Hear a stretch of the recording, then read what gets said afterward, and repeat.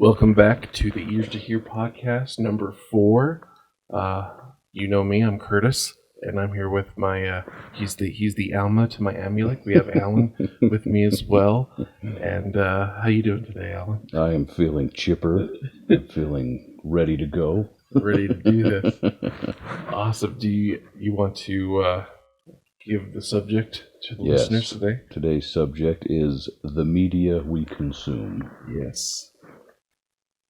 You know, as we were discussing some of the aspects of life that we could talk about, and I think and I don't think it can be understated that the whole purpose of us doing this podcast really is to help others come back to Christ in some way or form. Absolutely, and that very much includes ourselves. And so, oftentimes, we're picking topics from things that we're experiencing, things that we're going through, and I've come to realize very, very effectively in my life that there are aspects of the things that I watch and the media and the music and the movies, the books, the stuff that I read that really has a dramatic effect on me. And I think it may be one of the things that our generation, we take almost for granted. Just as I was thinking of the Israelites, right, as they were living in Egypt. And I don't think they intentionally picked up idol worship. I don't think that was, they were living in bondage. They were constantly looking forward to the deliverer. They had an eye forward for what God had in store for them to deliver them out of bondage. And yet, one of the first things they do when they get out and they get on their own, they build a calf and they start worshiping it when things go a little perfectly south. Good gold. Yep. Exactly. after the sea being parted for them. Exactly.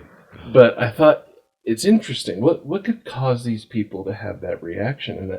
And my conclusion, in reference to this topic, was that I think they were so ingratiated over time with just little pieces of the Egyptian culture that they didn't even realize that it had sunk into their hearts and into their souls, to the point that they were out, they were in a hard time, in a difficult situation, and the trials hit them, right? And they retreated to a place of protection, right, of their own, without realizing it. I think they went back to some of their old traditions from Egypt because it had been so ingrained in them just a little bit over time. Well, and I think that you're exactly right. But I think even going further, I think that they saw the Egyptians, and especially when it comes to, for some reason, idol worship and sexual immorality go hand in hand. Yeah. They just do, along with, just as much as along with that as it does with human sacrifice. But I think that they saw, obviously, as they were being downtrodden, as they were, feeling the master's whip and stuff like that on their back, they saw, as far as Babylon, how much fun the Egyptians were having, right? As they're worshiping these idols and stuff like that, they probably saw a lot of sexual impurity that going on at the same time. Yeah, a lot of revelry. All aspects of life. For some reason, those things just happen with idol worship, and you can see where as soon as you get your freedom, they kind of went buck wild. Yes. Because Moses, that the prophet disappears up into the mountain for a little bit, and then all of a sudden all hell breaks loose. They build the golden calf, and then sexual immorality ensues. Mm-hmm. And I never thought about that. That's a very interesting point. Yeah. And so, kind of relating that to us, right? And we've discussed this a little bit. I'm not sure if it's been on one of the podcasts, but we suspect that to some degree, when all these changes that are going to happen, I would be surprised if we get 3 or 4 years down the road here without some dramatic changes to how our life is lived, and a returning, to Christ for those that are ready to receive it, right? And I wonder how many of us are going to be a little bit like the Israelites. We're going to have a little bit of Babylon, a little bit of Egypt, a little bit of the counterculture to Christ's culture, ingrained in us because of the stuff that we listen to, the stuff that we watch, the stuff that we consume, how that will affect us. And there might be a little bit of a detox that we have to go through. Hopefully we don't have to wander in the wilderness for 40 years. You're going to have to come up with a 12-step program for that, man. Yeah, seriously. How to let go of Satan's influence. Of Babylon. Yeah. That's interesting, man. I didn't think about that, but it reminds me of going on a mission. Mm-hmm. Right? What were some of the number one things that you missed aside from obviously your home and your family? That's wholesome, okay? Yeah. But aside from that, what did you miss on your mission? Oh, the music, the movies. Yep, even books. Yeah, absolutely, absolutely. I remember thinking about that, be like, man, I just want to go to a theater with some movie popcorn. Yep. Catch me an action flick of some kind, you know what I mean? Whatever was around back then. I remember my heart yearning for that stuff. Mm-hmm. You know what I mean? And that sounds kind of stupid because it is, right?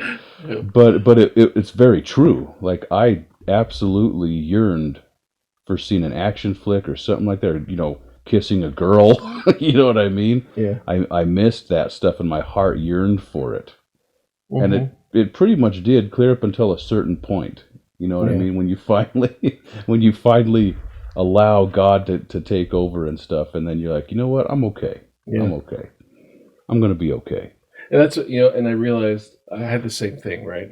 Obviously, I had my detox. I missed my music. I missed, you know, going to the movie theaters, and at a certain point, it was so less poignant, right? You were so much more focused on the work and what God wanted you to do, and you know, I found real joy and happiness. And whenever, you know, I was homesick for a lot of reasons. Right. That was one of them, Right. you know. But I found that the more often that I was able to bear pure testimony about the Savior, about my mission as a missionary, that those feelings would go away. But you know, say we went to a member's house. I remember going for dinner over to one member's house, and they were playing Guitar Hero right there in the living room, right? A classic. While they're waiting for dinner to get done.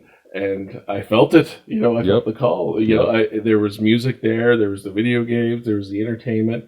And so just because, you know, we strive for a higher state of being doesn't necessarily mean that we're going to kick this thing right away. You know, there really is an addiction aspect to it. Absolutely. And I think too, something that helped for me was having it replaced by a hunger for doctrine, Mm-hmm. right? Because going on my mission, like, I didn't realize that the things that were in our temples were in the scriptures. Mm-hmm. That was a huge revelation for me. And once I discovered that, I started searching the scriptures and I started finding things. Like, there's things that only return missionaries or somebody who is a scholar of the scriptures will appreciate, right? Yeah. Otherwise, you're just like, oh, yeah, it's great, you know. Yep. Like, for example, for a fun example, the brother of Jared had the Lord touch the stones, right, to shine in the barges. Yes. Where did he get that idea? I think I've talked to you about this before. You have, and I can't We've remember, talked about but I remember this, having an aha moment when you brought it up. So if you go to your Old Testament, and I can't remember which chapter it is in Genesis, but basically it'll give you a footnote when it says that Noah built the window in an ark. If you go down to window, it's a Hebrew word, and I'm going to butcher the pronunciation, but it's tashar. And if you investigate that further, you'll find that Noah was somehow able to get a stone that would shine in the ark. And that's how he had light. Oh, that's right. Yeah, I know talking about that. So that was huge, because it's like, okay, so the Lord tells Mahanrai, hey, go back and figure it out. What do you think I should do? He probably went and studied the scriptures and said, aha, Noah did this. Yeah. Here's what I should do. Anyway, side note. But that's a nugget, you know what I mean? A good example. Yeah, and that's one of countless things that missionaries will find, right? Mm-hmm. If you replace the hunger for Babylon with a hunger for some good, wholesome scripture doctrine, you know what I mean? there's some fun, awesome nuggets that you get that do increase your faith hardcore, and they're fun. They're actually fun. Yeah. And I think it's very easy for us to look at life on a mission, right? And there's this, I imagine most missionaries you talk to would talk about that time as they felt like they were hitting their spiritual strides. Yeah, you know? absolutely. Not to say that we don't do it now, but there was just something about that time. And I don't think we necessarily draw the conclusion, we make the connection that, hey, during this time when you were basically sectioning yourself off from as many aspects of the world. Yeah, exactly. Yeah. Sacrifice. As many aspects of that to the Lord, saying, okay, I'm going to forgo all of these things, that you have this spiritual sensitivity that sets in. I remember, a very good example that I'm remembering right here. I remember being in sacrament meetings, and I'd be listening to a talk. And I'd be thinking, this is pretty good. I'm feeling the spirit. It's jiving with me, and I'd look around and I'd see other people, my mother included, who were in tears, really, really touched by what they were hearing. And I remember thinking, man, am I missing something? I wonder why it's not hitting me the same way. And then flash forward, and I'm on my mission, maybe a little over a year. And I'm listening to just, some random hymn sung in a different way, because it's one of the few things we could listen to that was approved. Right. And it just hit me, like in the center, the message of the song. And I started tearing up. And it just, I realized, man, there's this spiritual sensitivity that comes when you can divorce yourself from the law, the aspects of the world that creep in every day. Yeah. It's not that we necessarily watch it or listen to it and accept what we're hearing, right? In fact, if you're like me, oftentimes when you're watching a TV show or a movie and something comes up, and you almost have a little bit of disgust, right? Like, oh, come on, Right. Like, here's the agenda, or here's why did they have to put that in there? Here's the world influence again. But you do that several times a day, 100 times a week, 1,000 times a month, that initial brusqueness that you felt with contacting the world starts to lessen a little bit. It starts to wear you down to the point that you just expect it. It doesn't seem out of place. Yeah. And almost to the point that Satan now has gotten you to the point where you've normalized sin from seeing it and experience it on a daily basis. And how harmful that can be to our spirits, how much tougher we need to be to overcome that influence. Absolutely. And it really is. Satan is like a woodpecker, right? Oh, yeah. He's like a woodpecker, because that woodpecker winds up hollowing out that tree and having a nice little home for his birdies. You know what I mean? Yeah. You know what I mean? But he doesn't all of a sudden, get him a little machine and dig out the hole in one scoop, right? He sits there and he ticks away, annoyingly so. Yep. If you can hear it, you know what I mean? But he sits there and he just ticks away until over time he's got himself a nice little hole for his for the nest. And I think a lot of times we don't hear the sound of the woodpecker. Mm-hmm. We don't even really notice it. We're feeling that, we're feeling in our spirits are being just chipped away. And that's something that was cool about conference, was in preparing for it. You know what I mean? If you, just like we said, sometimes we don't realize how hungry we are for that spiritual feast. Mm-hmm. I think that constantly we're under attack. We know we are under attack all the time. And we're feeling that pressure. We're feeling our, we're constantly getting gnawed at and chipped away, pecked away, right, by Satan the woodpecker. Right? Yep. I'm glad you brought up conference, because I had a strong moment. There was plenty of strong moments during conference, and paradigm shifts and things to think about and ask yourself. But obviously, when the prophet's talking, there's a little bit more of you wanting to listen and pay attention. And during his talk, I think it was Saturday afternoon, like the last talk, or it might have been Sunday morning. But either way, it's called, I can find the title, so it's right here, Embrace the Future with Faith. Okay? And in this talk, this is one where he was talking about preparing for the future, right? He talked about Captain Moroni, how he never stopped preparing the people. I thought it was fun because we talked about Captain Moroni We that did. same day. It's true, we did. It was interesting. It felt really nice. It was fun. He was talking about, though Captain Moroni prepared the people physically, he's talking about us preparing spiritually. And obviously he's the man on the watchtower, right? Right. He sees what's coming. And I thought this nugget stuck out to me when he was talking about preparing for the future spiritually. He says, each time we have the faith to be obedient to God's laws, even when popular opinions belittle us, or each time we resist entertainment or ideologies that celebrate covenant breaking, we are exercising our faith, which in turn increases our faith. And as I listened to that, I thought, covenant breaking, like how much stuff do I listen to, do I watch, do I consume that celebrates covenant breaking, that has no respect for the covenants that we make in the temple, that we make at the sacrament table? I mean, how if I were to fully embrace this, right, to rid myself of all influences of things that celebrate covenant breaking, how different would my media library be? How different would the things I decide to consume be? I think a Buddhist monk would be the only person that would have you beat. Because they don't have any. Yes.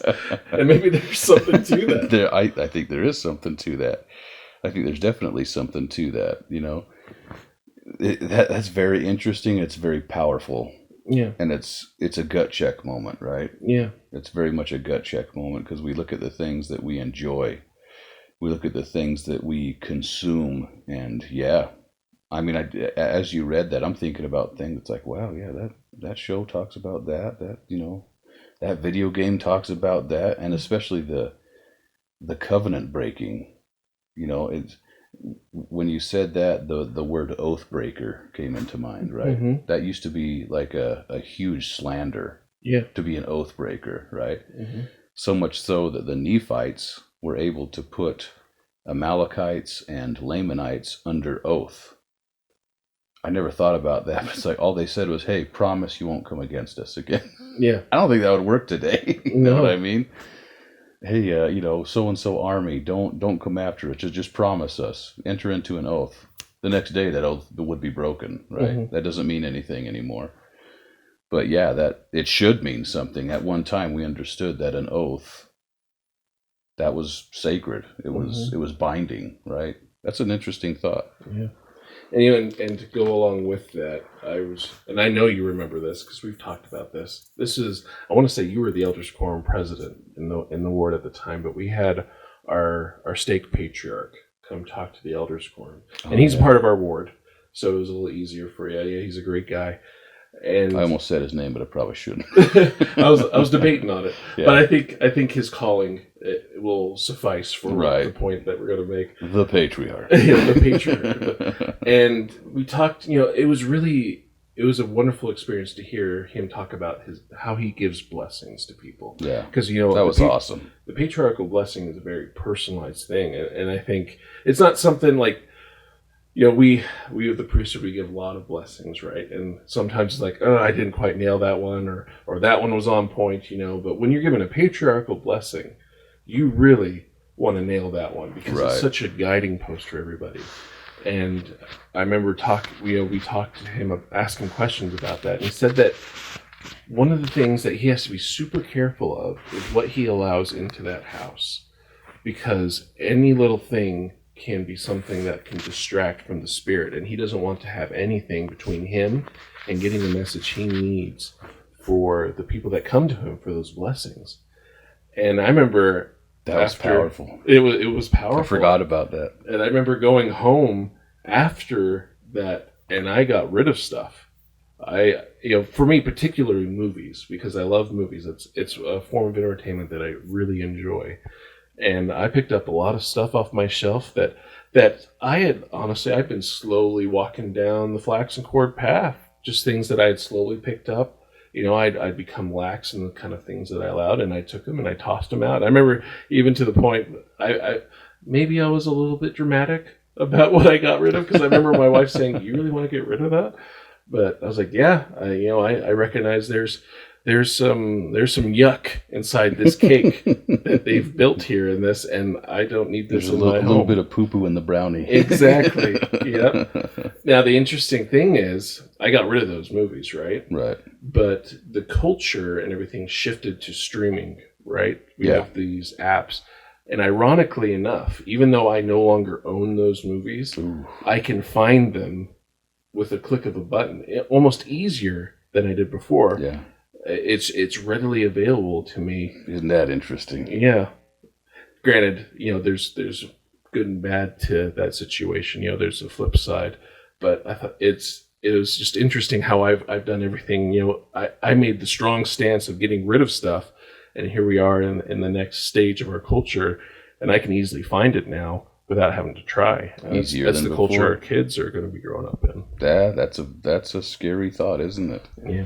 And you talking about that reminded me. So I used to love, especially in high school and even afterwards as well. I had a love for music groups like Metallica, AC/DC, Yeah. Rolling Stones. That was my stuff, right? Yeah. Kiss, I still love the electric guitar. Skid Row. You know what I mean? Yes. All that stuff. It's That was still rooted in my breast. absolutely, absolutely.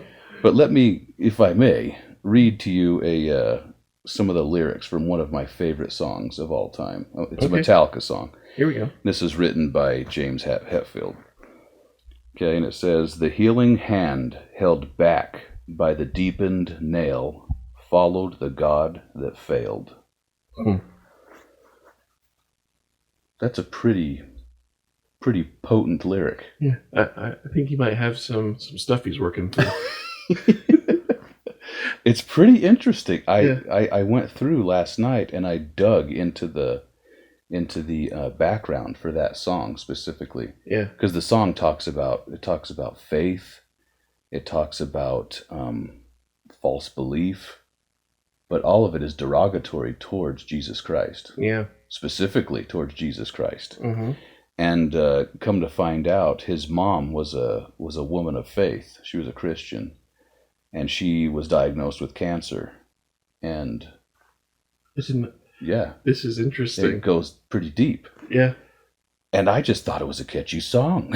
You know what I mean? Yeah. But his mom wound up dying, right? She said, "No, if God wants me, then he'll take me. If he wants me healed, then he'll heal me." And she was faithful. She had faith. She wound up dying. And so he wrote the song, about this. And that lyric was so pungent to me. Yeah. I'll read it one more time. "The healing hand held back by the deepened nail followed the God that failed." My goodness.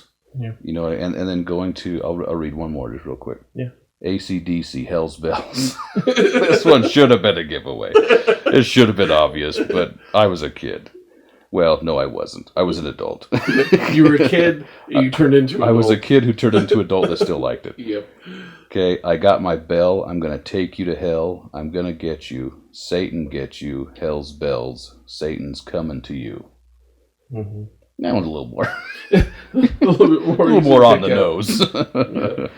But those are just two that I picked out from among a ton Yeah. of the music that I personally used to listen to.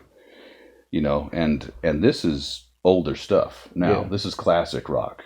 Yeah. Right? That's considered tame. Yeah, this is it is. It's considered very tame, especially when you look back at, like, when you and I were kids. They had Insane Clown Posse, Marilyn Manson. Yeah. I'd put Rob Zombie up there, Yeah. who I also listened to. 9 Inch Nails. Yeah. So I one of my growing up, and if I'm honest, one of my favorite music artists was Tool. Yep, And Tool. And the main singer, Maynard James Keenan, exact same story. His mother got cancer, Mm-hmm. and she ended up dying. Now the interesting thing is he's gone back and forth. You can see there's certain albums that when I was younger and I was listening to, I'm just listening to the beat. I'm listening to the guitar strum, maybe even the flow of the lyrics. I wasn't necessarily really picking up on what I was listening to, but they are very much not in agreement with Christian principles. And he has some strong things to say. And then he would flip the other direction, and it's almost like he would accept it. But it's interesting that those little messages like you have there that are they're hidden in there that you don't necessarily see. They're almost masked by the music and that they're surrounded sick with. Tune. Yes, and to the point, like it's almost like it's designed that way. Now, that Ding, ding, ding, ding. I guarantee I felt it. I know you felt it, and I guarantee anyone listening felt it. But when you read those words, divorced of anything that could dress them up to make them look prettier than they are, you could feel the energy shift. Yeah. You felt the drop in your soul. You felt the drop in this room, and wherever you're listening, you probably felt it as well. Now, contrast that with, I'm going to try to pull something out of the top of my head, but like Silent Night, one of my favorite Christmas songs. And it's because that's I'm going to point to this one directly because it is in my opinion, one of the most reverent Christmas songs I can think of. And Christmas itself is a reverent holiday for me. Yeah. And I think, Silent Night, Holy Night, all is calm, all is bright. You think of gentle Savior, meek and mild. Yes. Or even, think of, I stand all amazed at the love Jesus offers me. Or because I have been given much, I too must give. Yeah. Yep. I was listening, even on the way here today, right? I went from listening, I found some songs that I liked that I had added to my playlist, and they were all right. There's nothing good necessarily or bad about the ones I had, but then I came across, an EFY song came on that I really love, and some of the lyrics is that we don't have to be ashamed for the things that we believe in. We want the world to know that, of the light that we've been given. We don't have to hide. And you can feel the energy shift in talking about those things. If I say the word shame, you can feel it down. If I say the word hope, I say the word Christ, redemption, you can feel it. Just in the words, you can feel the energy. There's energy change. there for sure. Yeah. For sure. And we are constantly in taking this energy in one way or the other, depending on what we decide to tune ourselves into. Absolutely. And I don't think, obviously I know as a kid, I didn't recognize the power that music had over me, because I remember having weird thoughts when I would listen to this stuff, almost like weird, depressing, like I would just feel depressed, even violent sometimes, you know what I mean? And I would listen to this stuff when I would lift weights, because it would kind of give you a little bit of fuel, it'd give you a little anger and a little fuel. And I kind of feel like an idiot because you look back on it, it's like, that's probably not a good thing. Like if you can use music as a fuel to power your workout, that's power. That's powerful. You know what I mean? Because I work out now, and I work up early in the morning, and I listen to usually talk radio, or I listen to a church talk sometimes. Especially in preparation for conference, I was listening to a lot of general conference talks just to kind of get in the zone.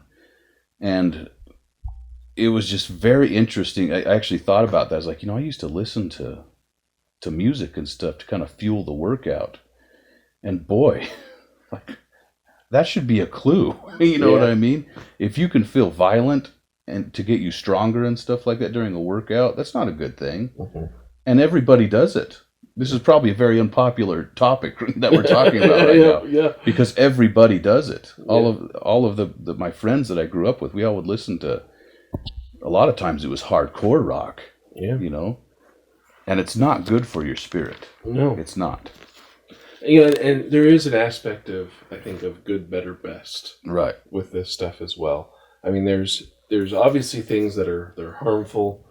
There are things that are all right. There are things that are better, and then there's the things that are the what I like to refer to. If I ever use the term higher vibration, this is exactly what I'm talking about. Right. Where there's something both in the music that it's been given, the lyrics that it's using, they harmonize together, they synergize together, and they lift your soul up. They pull you out of whatever hard trial, whatever sin, whatever interesting place that you're in, and they bring you up to a higher plane of living. And I don't think that the church or even Christian music necessarily has a monopoly on this. Yeah. There are wonderful, beautiful Beethoven. yeah, I would agree with that. Yeah. I've appreciated a lot more classical music. Absolutely. Because of that. I even have a playlist on Spotify called Higher Vibration. I believe it's public, so if anyone wants to go and check it out. And I filled it full of things that when I listen to, they bring my soul up. And there is a multiplicity of things on there. There's music from movie soundtracks that are just like the score of certain movies. Blast the Mohicans. Braveheart. Like there's even like, so I'm thinking now this is gonna be a little interesting. So I'm thinking of Schindler's List, right? Which is actually it's a movie that tells some really hard stories, and because of it, it's a really tough movie to watch. Right. And the only way I could watch it was with appropriate filters in place. VidAngel. Thank you, VidAngel. Thank you, VidAngel. We love you. But one of the main theme of that song, it's a violin, Itzhak Perlman, who is a wonderful violinist. And the song is so beautifully sad, but it's when I listen to it, it actually brings up my vibrations. Right. Now, for me personally, I still get the best, out of the wonderful hymns and the Motab choir, right? That tends to be some of the higher stuff. But I think that's for all of us to find what is lifting our spirits up and to ingratiate it into our lives, and to do the best we can. And honestly, this is one of the reasons why we are constantly told to read the Book of Mormon, to read the scriptures daily, because that is a form of media that is of the highest vibration that we can bring into our lives. And it has the added benefit that it is also designed to teach us about Christ, about the gospel, which is why it's so important for us to hit it every single day. And it's funny how, I have such a hard time hitting the scriptures every day, but man, my TiVo's set for my favorite show every week, and I don't miss that, And so I have no problem getting the woodpecker influence, all the time from Satan. Yeah. But I have such a hard time, bringing the scriptures into it. And I think sometimes the written word is one of the most insidious of these forms of media, because I think people tend to look at books and give them a certain amount of credence because they are written form, right? Right. They're the more intellectual, the more pure form of things. We're always told read a book, stop watching that TV, expand your mind. Exactly, right? Yeah. And so it's so easy, I think, for us to put books on a pedestal, that they must have some higher way of meaning, but all books are not created equal. No, that's true. And I had a very real experience in a class at the university, which probably will surprise no one listening, that there was a teacher who forced a particular book on us, and honestly, the messages behind it were depopulation.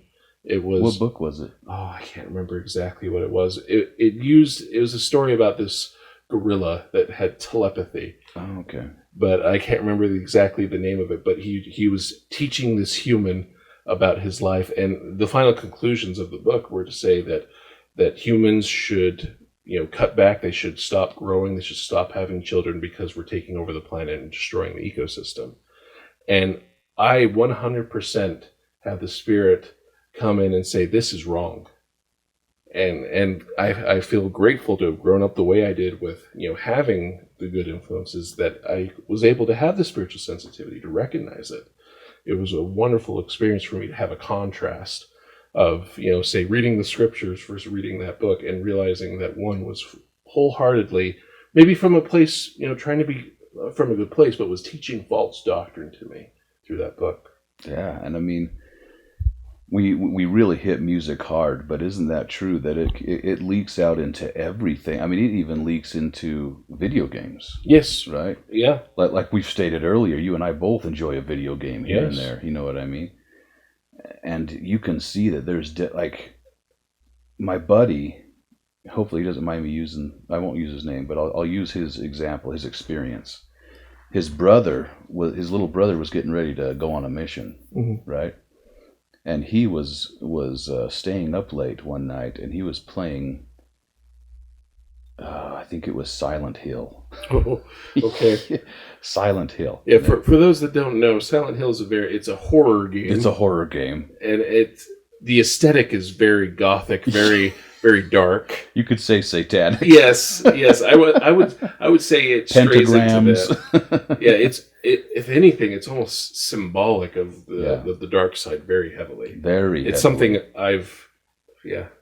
I mean, it goes into. Yeah, I don't want to be judgmental. But yeah, it's something when I looked at it, I go, that is not for me. Yeah, it was too much for me. Yeah, just from the initial stuff I saw. Watching him play it, I was like, okay, I'm creeped out. You know, that was enough for me. I don't enjoy that kind of stuff anyway. But it's a video game, and it has a huge following. Yeah, lots of people play those games. They turned it into a movie or two. They did. Yeah. I saw the movie and don't watch it. Don't know why I watched it, but I did. Yeah, we've been there. I know, right? And I was like, why did I watch that? But the movie wasn't as bad as the video game. I can tell you that after watching my buddy play a little bit of it. So anyway, back to the story. So he's staying up late and he's playing a video game, Silent Hill, and I can't remember which one it was, but very intense. Negative spirit attached to it. Yes. So covenant breaking everywhere. Yeah. So he winds up going to sleep, and his little brother in the morning comes up to him, and they're eating breakfast or whatever, and he's like, "Man, I had a really bad experience last night, a really bad spiritual experience, and it was intense." And I won't go into it because I don't want to detract from the spirit that we have here because I don't want to give it a super ton of attention. Yeah. But it was not a good experience, and it was very potent and very real. Yeah. And he had a sleepless night. Yeah. As his brother, who was playing the game, had a good night's rest, went to sleep. His brother that was preparing for a mission had a sleepless night. It brought the negative spirit into the house. It brought serious negative spirit into the house. It's almost like watching and partaking in those things. It's almost like we are inviting those things in. I mean, I say that out loud and it sounds stupid. It's like, of course you are. Right. But I don't think any of us would ever actually say, oh, hey, negative spirit on the outside of my house who, bring darkness in. I invite you in. Come on in. We would never say that actually, but yet we do by the things that we decide to partake in. Yeah. And that one, obviously, for some people is clear cut and dry, right? Mm-hmm. But for probably most people, it's not. They think, hey, it's just a video game, man. Yeah. It's just a video game. I'll share a similar experience, and my wife's going to laugh when she listens to this because she remembers this vividly. We went and saw Paranormal Activity when that first came out, and this movie is PG-13, I think, maybe even PG. I can't remember because I think it's R. I don't think it's R. The original Paranormal Activity. I'm pretty sure it's maybe R. It is. Yeah, that's the one where she gets dragged out of bed and stuff like that, right? Yeah, that's R. Okay, well there you go. Even better. Yeah, you sinner. No, I've seen it too. I was going to say, I want to make the point that there was a point in my life where that didn't matter to me anymore. Well, yeah, I didn't care. You and I both. Yeah. It was like we didn't care if we saw a movie that was rated R. That it's been so long since the prophets have used that as a guiding point. And honestly, it's because the guiding point needs to be farther back now. It does now. You're right. But I remember going to watch that. Me and my wife, there was a time where we were, she was really into horror movies. And it's interesting, as we've had more kids, she's sworn off them now. Yeah. Because of that, because of the energy that's surrounding them. And, we were fine. It was around Halloween. We wanted to get a little freaked out. We went and watched it. And then we came home and my spirit was rocked. Like, I could not go to sleep. So what we ended up doing, we had, I had my boom box above our bed. I played Saturday's Warrior soundtrack all night. because I could not shake the spirit that had entered into me and into our home. And isn't that interesting that you had to turn to that? I did, yeah, and I recognized it, like, Yeah. and it was crazy, like all night, like that. It would stop. I would wake up, like it would pull me out of my sleep, and I had to start it back up again. And I that's why she's probably laughing, because she remembers, like, I turned it back on when it got done because my spirit was so shaken by what. And there really, I mean, for the most part, there really wasn't a whole lot there visually. Like, there wasn't like blood and guts everywhere. No, and No. It didn't have a big budget either. No, but it was the spirit that surrounded it that I took home with me, that just seeped into my soul. And I had to have, in some ways, I really had to have an exorcism of that out of my soul. Yeah. And I'll tell you what, I feel no desire to go back to it. You know, the closer I draw to Christ, the more those things have less of a draw for me, and you see them for what they are. Absolutely. And especially that movie, because it had the same effect on me. Yeah. And I think, there's a lot of us who have had experiences that obviously aren't on it's not that extreme as Paranormal Activity, right? Yeah. But that was glorifying and mimicking things that actually happen in real life, Yeah. right? Exactly. Maybe, Based on- hopefully not to that extent. Yeah. But, I've heard stories. You know what I mean? Well, and even if it isn't, there are definitely, There's parallels. yes, There's some it's serious drawing on parallels. stuff that's not right. It's just like the movie The Exorcist. We're dropping names here, but like the movie The Exorcist. After I watched that had that effect on me, because Paranormal Activity had that effect on me. Yeah. The Exorcist, I figured it's an older movie. It's from the late 70s. Yeah. I thought, okay, it's got to be kind of hokey and stuff. I wound up having a nightmare that night Yeah. about evil spirits and stuff. Yeah. And I was uneasy, though. It was the same thing, uneasy the whole night, and I had to tell my wife about it, and she was like, yeah, I didn't feel good either, Yeah. and it was just, again, you look at that and you're like, I'm an idiot. Why did I watch that? We were. Why did I watch that? But to some degree, if you're listening to this and you're the smarter people who didn't have to touch the thorns to know that they were sharp, Yeah. I'm grateful to you. I'm glad. Unfortunately for me, I had to, as I like to put, I had to drop the TV on my head a couple times before I realized I shouldn't be messing with it, right? Exactly. And I remember we both had experiences where we had come in contact, we had watched a movie that was rated beyond what we should have been watching, Right. and we both had a moment where, like, this is it. Like, we walked out of the theater, I'm like, what have I been doing? I can't do this anymore. Yeah. And so that's, we've sought out VidAngel. We've looked for things to help us, separate the good from the bad. But even then, it's not always perfect. And I think we are all in a process of slowly trying to get rid of these influences. And I'm sure my mom's probably like, she's like, I can't believe he's watched rated R. I know. movies." I'm sorry, Mom. Mom and Dad, you guys It did a good happened. job Yeah. raising me. I'm just an idiot. It just took me a while to learn. But I remember it, and to give my mom some credit here, I remember me and one of my buddies went up to watch a movie at our house, and I didn't know it was rated R, but we put the movie on, and I don't know, my mom she just must have been inspired. She decided that she was going to sit down with us to begin with, Ooh. and the rating flashed up, and I was like, uh-oh, and I didn't know, what we were going to do, I didn't want to cause any, problems with the people who'd come up to watch this movie, but my mom, she did not let that fly. She's like, that's not going to happen. Yep. And we were forced to turn it off. And I'm grateful for that. Yeah. Even though I was not strong enough in the moment to do that, she was, and it was a good point. I don't even know if she remembers that, but man, that's where we need to get, really. We need to get to the point where we can divorce ourselves from, our favorite artists, our favorite directors, our favorite authors, to the point that if we recognize something that's wrong, we can have the strength to stand apart from it.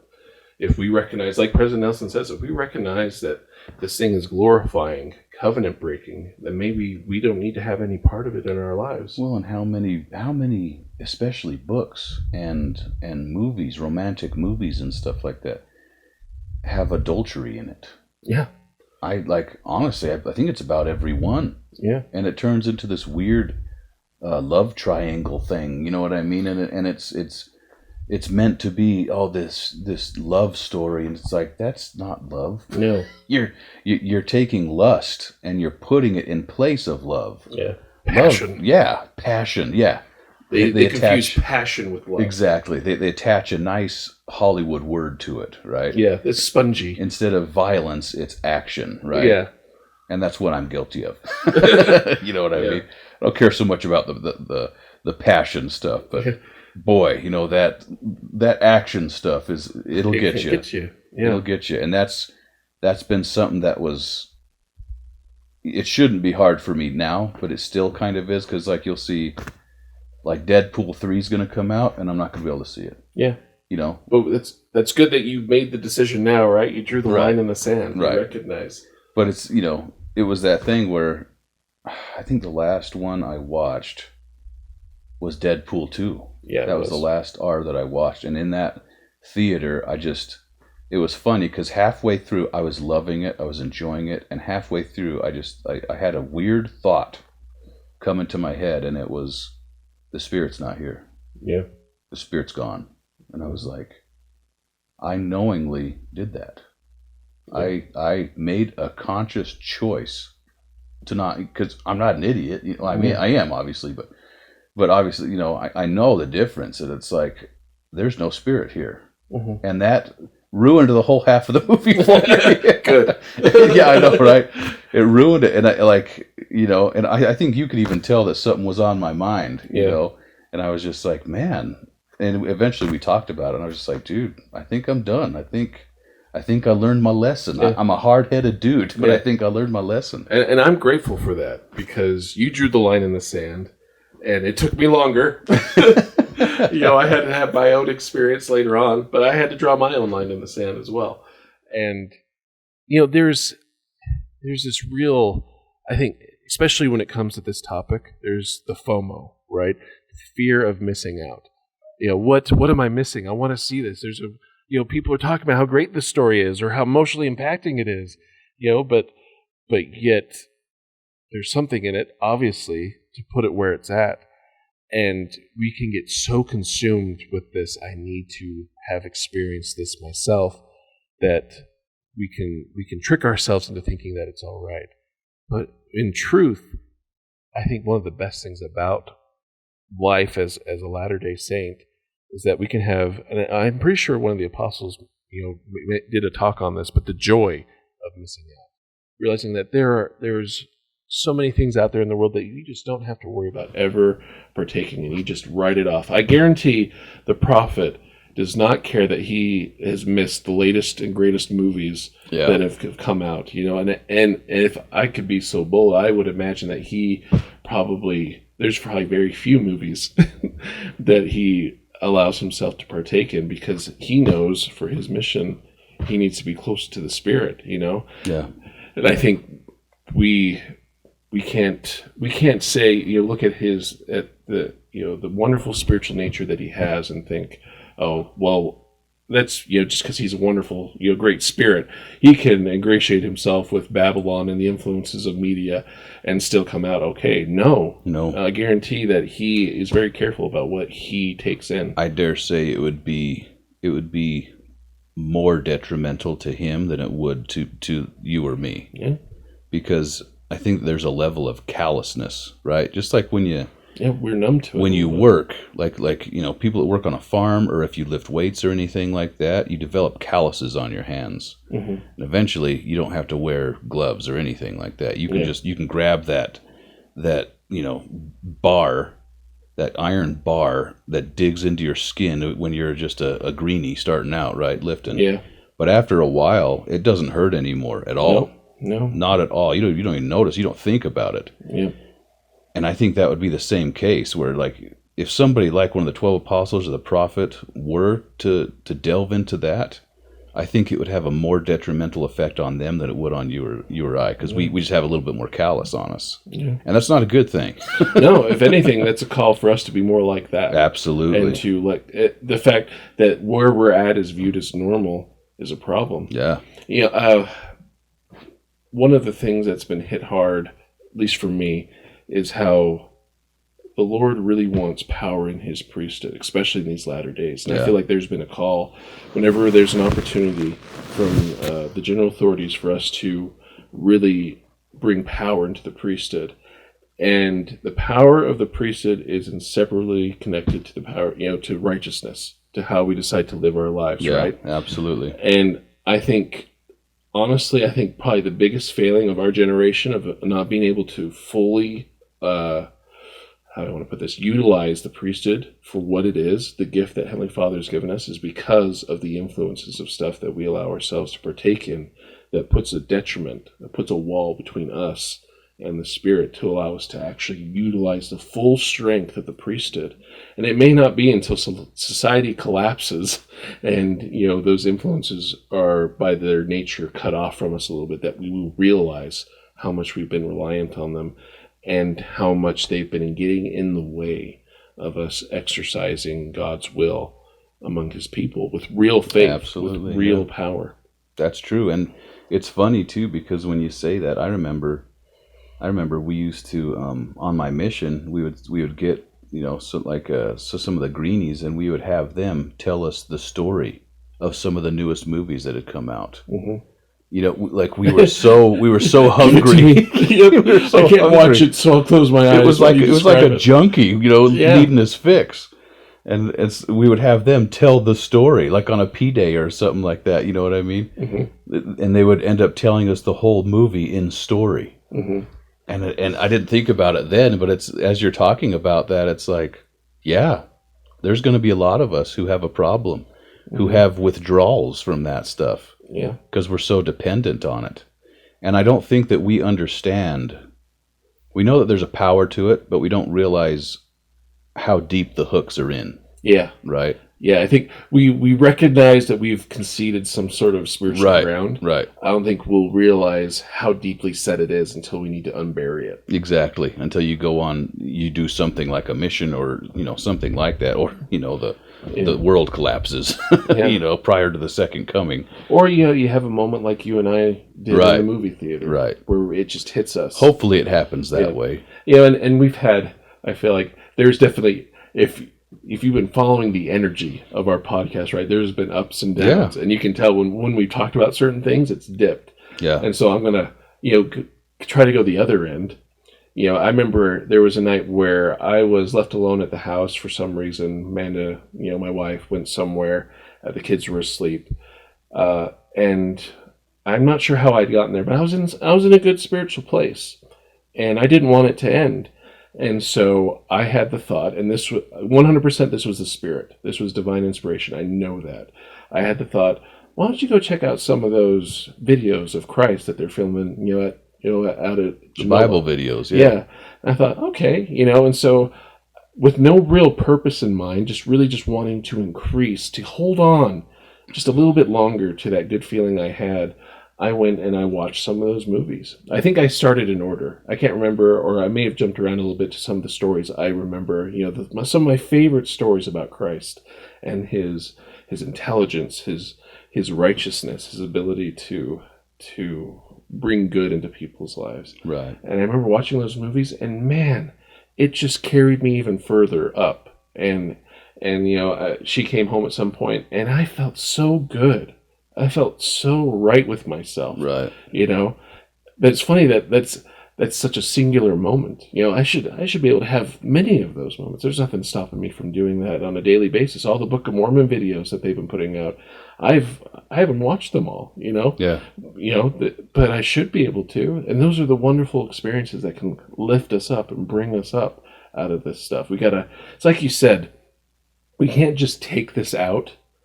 We need to replace it with something. It's got to be replaced. And I think it's interesting through this whole pandemic how we've been cut off from a lot of our favorite sources of comfort from the media. Yep.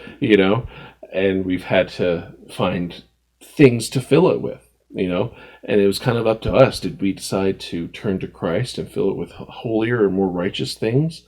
Or have we just fell into older, different ways to access the older material, Where are we at with that? Yeah, and it's funny that you mention that, because when I've tried to replace it with things, the things that I replace it with, especially like if I take something negative, like I don't watch rated R movies anymore. Yeah. And I say, okay, or even on Sunday, right? Instead of on Sunday watching a regular show that may not be, it's the good, better, best thing. Yeah. The show's probably fine, you know what I mean? It's innocent enough. But instead of watching that on Sunday, I've tried to make a rule where I say, okay, I'm going to try to watch something that has to do with the scriptures or the gospel, even if that's like, some archaeologist looking for Sodom and Gomorrah, who happens to be Christian and stuff. There's a lot of different ways to go at it. Yeah, absolutely. It doesn't just have to be Motab and LDS approved movies, But as I've done that, the media that I have substituted for the media that's not so good has been more powerful in the opposite direction, right? It's not like it was like an equal share type thing, right? Yeah. I'm not taking a level 5, negative influence and substituting it with a level 5 good influence. It usually, more often than not, probably every time, it winds up being like a 7 or 8 out of 10 good influence. You know what I mean? Like just for example, 17 Miracles. Oh, I was thinking about this whole podcast. Yeah. That show has such a high vibration to it. I don't think I've ever watched that without crying. I know, right? I can't get through it without crying. I can't get through it. Yeah. And the same thing with the Cokeville Miracle. I don't know if you've seen the Cokeville Miracle. That, yep. That one gets me. It was funny because me and my wife had a Sabbath day where we just the kids were kind of doing their own thing, and we were upstairs, and we wound up watching the 17 Miracles, the Cokeville Miracle, and there was one more, Love Kennedy. Oh, if you haven't seen that one, that'll make you cry too. But through every one of those movies, we cried through 3 movies. Yep, and it's a good cry. And it was a good cry. Yeah, it was a good positive thing. Like, even though some of those stories are sad, the positive spirit that is attached to that is incredible, and it's powerful. Yeah. And it does change you, And I want to point out something that I was thinking about on the way over here, that sometimes the change from one of these to the other can be really difficult to make. And you see it all the time, like people who I could think of, groups of people who listen, to hardcore rock or whatever. If you try to listen to, say, like Mozart, right, or an EFY CD, they're not going to like it. No, they're going to look at it. It's not going to gel, and that should with be their telling. Spirit. It should be. That should be telling. But they're not going to want it at first. And I think for a lot of us, it's going to be the same way. We have these influences. We're going to turn them off. We're going to try to get something better. And maybe at first it's going to feel a little bit like we're switching to Johnny Cake, this stuff has no sugar in it. I don't really like this at all. That was going to be what I was going to bring that up. I was going to say, because I started eating clean 3 years ago, and at the beginning of that, it was pure hell. It's hard because food, like life, didn't taste as good. Your body is not ready for it. Yeah. It's not used to it. We've had all this junk, right? And it's the same with our spirits. Yeah. Making this change is going to be a little tough at first. You're probably not going to like it at first, but monopolize on the good experiences. And I found over time, it will win out. Yeah. I don't think it's funny. Like, and maybe there's a purpose to or it's not an accident that a lot of teenagers find their way into the rock, and when they're going through some of the hardest times of your time growing up. I can't think of any time in my life where I was more distressed about my life than when I was a teenager, and yet those are the times as well. Yeah, I that's when I discovered all of these influences, right? But if I would have never decided that I wanted to listen to like an EFY CD, on purpose. It was like, okay, we're going on a mutual activity, and brother so-and-so's got the radio, and he's got the EFY CD. But over time, you allow that And it works either way. Over time, you will feel the spirit either draw you closer and you will crave that stuff, Right. or it will repel you because you'll start to crave the other. You'll get weaned onto the sugar of Egypt and Babylon, and you won't want the good heartiness of the gospel and the spiritual nature of it. Yeah. That reminds me of Cleon Skousen. Right? He's one of my heroes. Awesome, patriotic guy. And he was teaching a class, and he told his students, he said, if you read the scriptures, and if you read them in the right way, you'll cry. Yeah. That was his promise to him. And he said, be on the lookout for it, and try to be conscious of your mindset and everything, and give the scriptures the time that they deserve. Don't just, be okay, I have an assignment to read 5 verses. So I'm gonna read 5 verses. I'm gonna hurry knock this out so I could watch some Netflix. I got some shows to watch. Exactly. But he said that he would have people come up that would say, hey, it happened. I read these verses. Don't know why, but they made me cry. And he was like, yeah, that's the spirit, Yeah. And isn't that interesting? Because I have those moments where I'm like, why am I crying? I hear a really good, like a musical number, like Silent Night, that gets me teary. Yeah, that gets me going. And I can't tell you why, other than it has to do with the Savior and Christmas, and I feel the Spirit. Yeah. That's the only direction I have as to why it makes me cry when I hear it. Yeah. A solid musical number done at Christmas time just makes me cry, man. So I don't want to go. I have other things. Yeah. We're getting close to the end, aren't we? We're getting close to the end, and I also don't want to drop the spirit too much, so I'm just going to kind of gloss over this. And I'm picking on music, but I got a good high point to end on, so wherever you go. Good. Okay, you can bring us to the high point. At least I hope it will be. I know, we'll right? See. But there is a theme throughout a lot of the music and a lot of the groups, and I'm picking on the ones that are from my specific genre because it hits the most home to me. Yeah. But like I'm going to name off some bands here: the Beatles, Red Hot Chili Peppers, Led Zeppelin, David Bowie, Iron Maiden, Ozzy Osbourne, The Doors, Rolling Stones, and Bob Dylan. And I mention those ones because they all had a very common theme. And this is only the ones that I just kind of handpicked. You can go back to even like Santana, a bunch of those ones. And there is a common weird theme. And they all kind of had a reverence for a man who is an extremely wicked man. And his name was Aleister Crowley. Yep. Yes. And I don't know if I ever had you watch the YouTube. Or, well, it's not YouTube, but there's a documentary. A couple of them No, on I YouTube. don't think I did. No. Watch the documentaries on YouTube about, or even just search out Google search the guy, Aleister Crowley. He knew that there was a God. He knew that Jesus Christ was the Son of God, and he actively fought against it. Son of perdition. Yes, he was. Who made his way into a human body. Like, it's weird. Yeah. Magic, all that stuff, occult, you know what I mean? And all of these bands have a outright reverence for him to the point where the Beatles put him on the cover of Sgt. Pepper's Lonely Hearts Club Band, right? Red Hot Chili Peppers had a song named after him that I'm not going to say. Yes. But it has to do with magic and okay, yep. I know what you're talking about. other stuff. Yeah. Led Zeppelin's Jimmy Page, he would always say the mantra, "Do what thou wilt." That was Aleister Crowley saying, "Do Eat what and thou be merry. wilt." Yep. Tomorrow we die. Exactly. He also bought Aleister Crowley's home that he grew up in. He bought a lot of the original library that Aleister Crowley wrote on the magic and stuff. And I'm not going to go into everything. Ozzy Osbourne has a song, Mr. Crowley, talking about Aleister Crowley.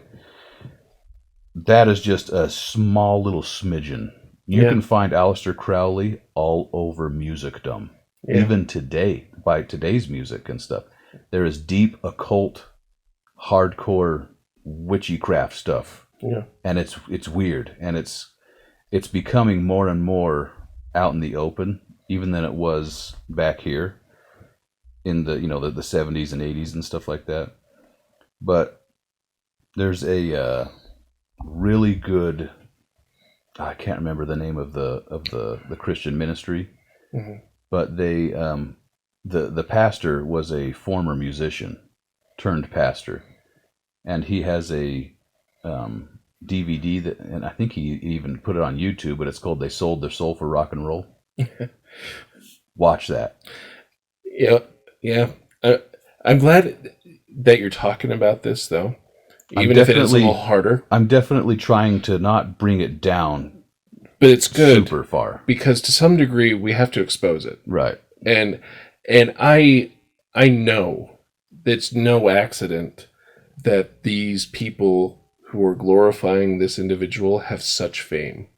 And for me, that goes back to what I truly believe about the Gadian robbers. I think, and the deep state, I think they know the power of what it is that we consume. And so they have, I think in our world, taken real control of it. Yeah.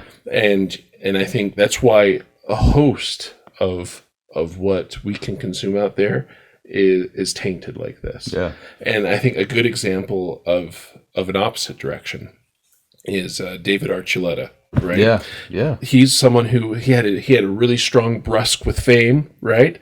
And he's still doing his thing. He even, he said, "Peace out. I'm going to go on a mission. I'm going to do what the Lord wants me to do." Right. And he's had some success, right?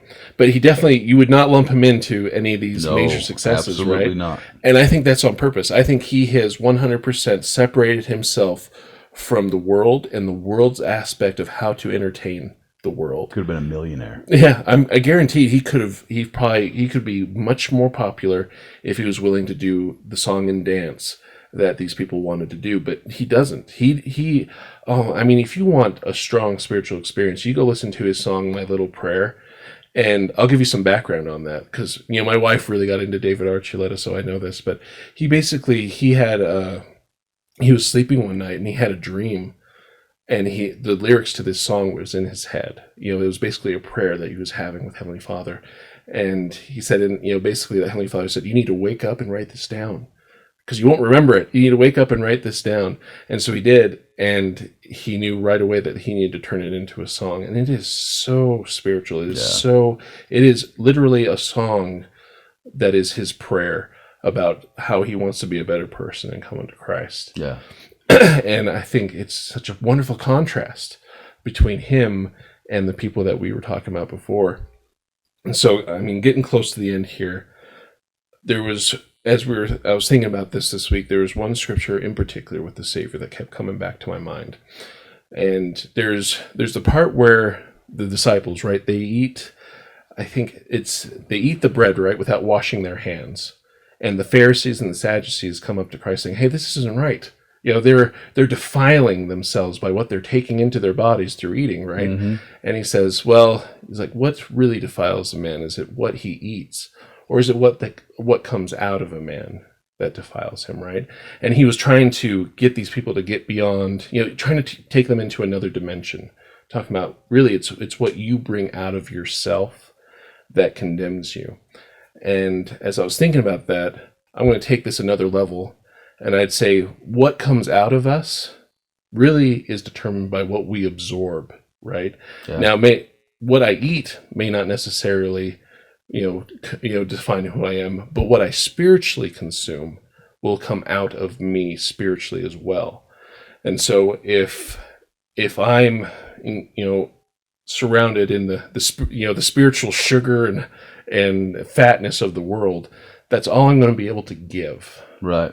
But if I am trying to go after the hardiness of the gospel, of the Spirit, that is what will come out of me as well. It is a natural cause and effect of who we are. We will give what we are given. You're very much, you spiritually are what you spiritually eat. Yeah, absolutely. Yeah.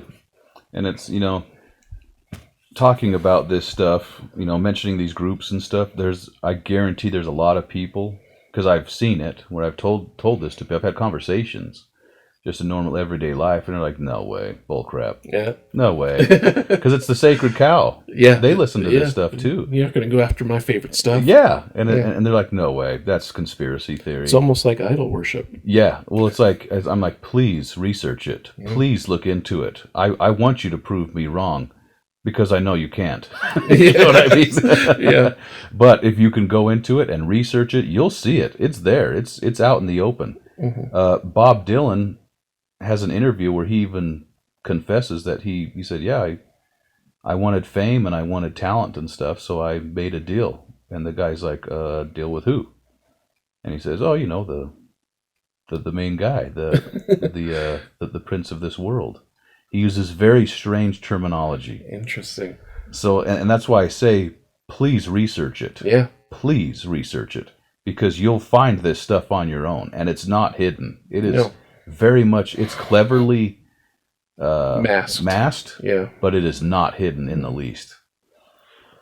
I'm going to go ahead and list my closing argument. Go for it. Now that I've brought us down. Closing testimonies. So I'm going to go to the Book of Mormon here in Alma chapter 47. I read this last night. It was interesting because I was looking for this throughout the week and I couldn't find it. And I happened upon it in my own, I'm reading through the Book of Mormon right now, and I just happened upon it. You pray for inspiration, and then there it came. Yeah, it was really cool. But we'll start in verse 6. So just the background. Amalickiah was a Zoramite, I believe, and he had gotten some influence over the Lamanites. He's trying to stir them up to anger against the Nephites. Captain Moroni is there defending. And a bunch of the Lamanites are like, forget this, we're tired of battle. A bunch of them took and said, okay, we're forming our own army, and we're out. Peace, we're out. We don't want to fight anymore. Mm-hmm. So they appointed a guy, Lahontai, to be their king, right? Yes. They go up to a high mountain, and they're like, we are not coming down. So that's the background. Oh, I love this story. And they appointed a man to be their king, and a leader over them, being fixed in their minds with a determined resolution that they would not be subjected to go against the Nephites. So they were fixed in their minds. They'd made the decision.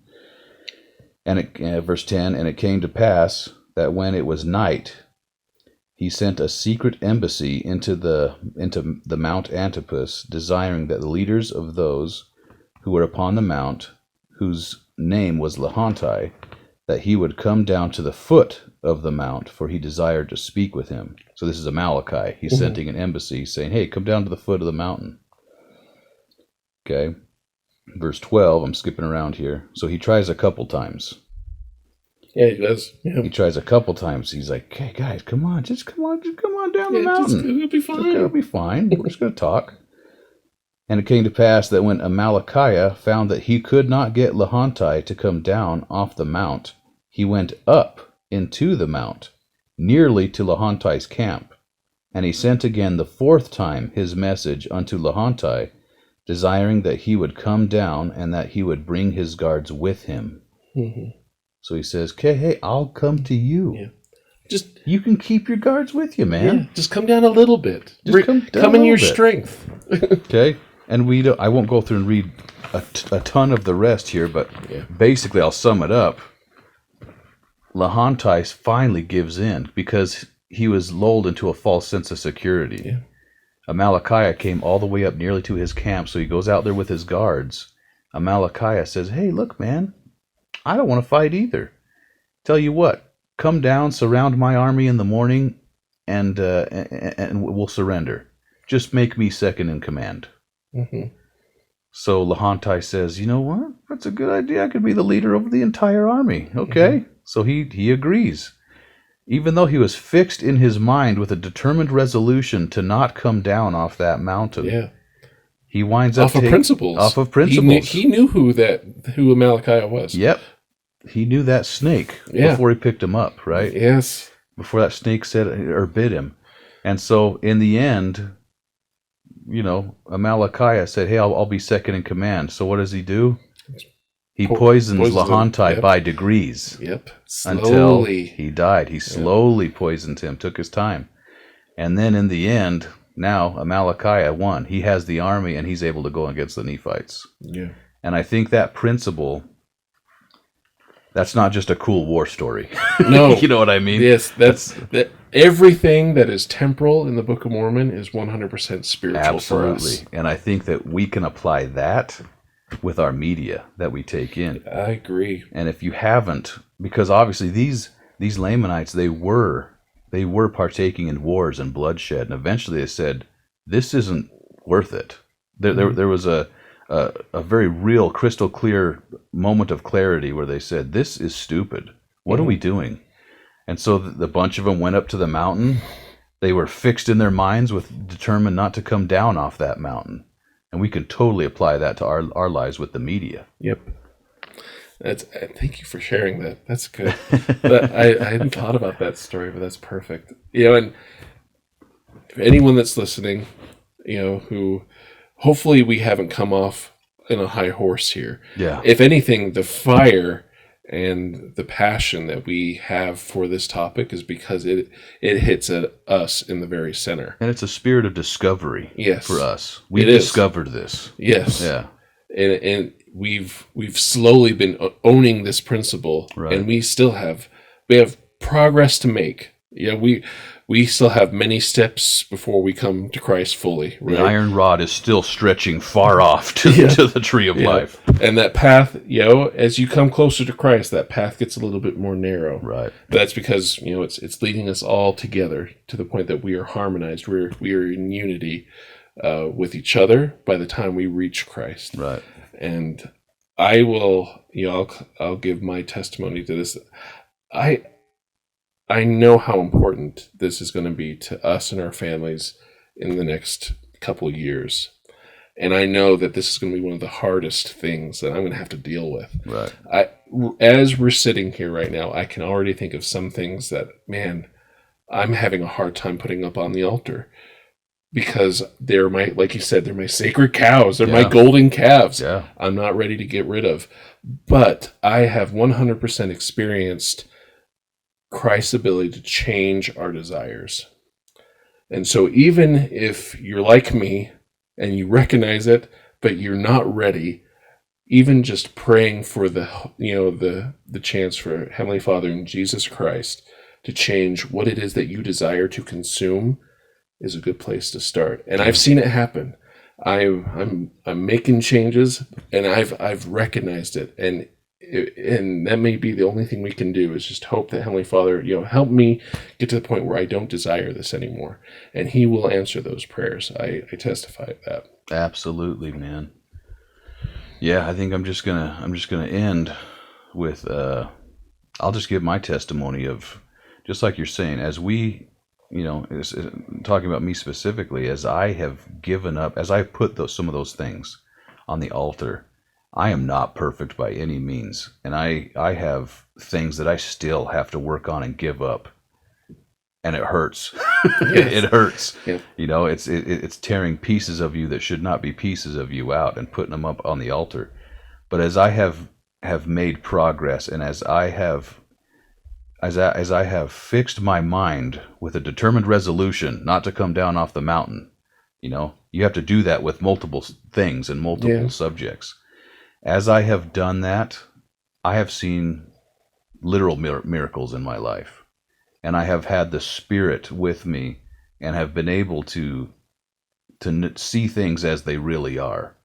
And to be able to have that clarity of mind and spirit that there's no way I could have had otherwise. Mm-hmm. If I would have allowed myself to be callous to Babylon and to the influences of Babylon, I'm almost worried and scared of where my life would be without doing that. And it's a freaky thought to me. But I know that as we come closer to the Savior, I know that as we give up these things, that as we give up our meager offerings and sacrifice things of Babylon, we will have those things returned to us tenfold on the positive side. I agree with that 100%. So walk as children of the light. If any time in any of these podcasts, definitely today, walk as children of the light. Absolutely. In the name of Jesus Christ, amen. Amen.